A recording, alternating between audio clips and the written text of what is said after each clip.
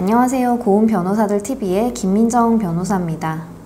오늘은 지난 영상에 이어 양육비에 대한 말씀을 드리려고 하는데요. 그 중에서도 양육비의 이행과 관련해서 이혼하면서 정한 양육비를 제대로 지급받지 못한 경우에 어떤 방법을 취할 수 있는지에 대해서 말씀을 드리려고 합니다. 미성년 자녀가 있는 부모가 이혼을 하게 되면 부모 중 한쪽은 자녀의 양육자로 지정이 되고 자녀의 양육자로 지정되지 않은 다른 한쪽에서는 정해진 양육비를 지급할 의무를 부담하게 되는데요. 만약 이혼하면서 정한 양육비를 제대로 이행하지 않는 경우에는 양육비의 이행을 법적으로 강제할 수 있는 여러 가지 방법들이 있습니다. 그런데 이혼 이후에 이렇게 이혼하면서 정한 양육비를 제대로 이행하지 않는 사례가 상당히 많아서 사회적으로도 상당히 문제가 되고 있는 상황이고, 이 때문에 최근에는 양육비를 제대로 지급하지 않는 부모들의 신상을 공개하는 배드파더스라는 사이트가 상당한 이슈가 되기도 했습니다.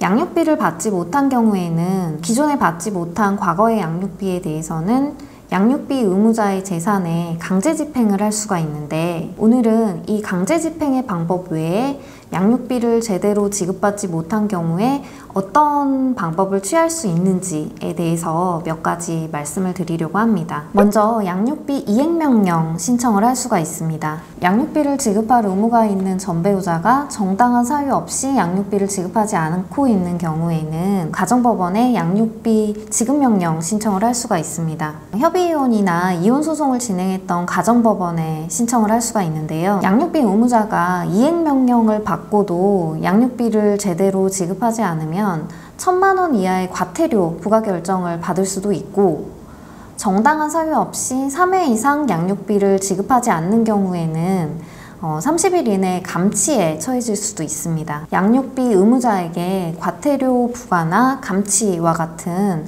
상당한 불이익을 주게 함으로써 양육비의 지급을 간접적으로 강제하는 방식입니다. 두 번째로 양육비 직접 지급명령 신청을 할 수가 있습니다. 이 방법은 양육비 의무자가 급여소득자인 경우에 실효성이 있는 방법인데요. 만약 양육비를 정기적으로 지급할 의무가 있는 양육비 의무자가 정당한 사유 없이 2회 이상 양육비를 지급하지 않는 경우에는 가정법원에 양육비 직접 지급 명령을 신청할 수 있습니다. 이 신청은 양육비 의무자가 주소를 두고 있는 곳에 관할 가정법원에 하실 수가 있는데, 이 양육비 직접 지급 명령이 내려지면 양육비 의무자가 다니는 회사에서 양육비 의무자에게 급여를 지급할 때 그 공제한 양육비의 금액을 양육자에게 직접 지급하게 됩니다. 즉, 양육비 의무자가 다니는 회사로부터 양육자가 직접 양육비를 지급받는 결과가 됩니다. 양육비 채권은 그 특성상 매달 일정 금액의 양육비 채권이 새롭게 발생을 하기 때문에 양육비를 지급받지 못할 때마다 그때그때 법적인 강제 집행 절차를 밟는 것이 현실적으로 굉장히 어렵습니다.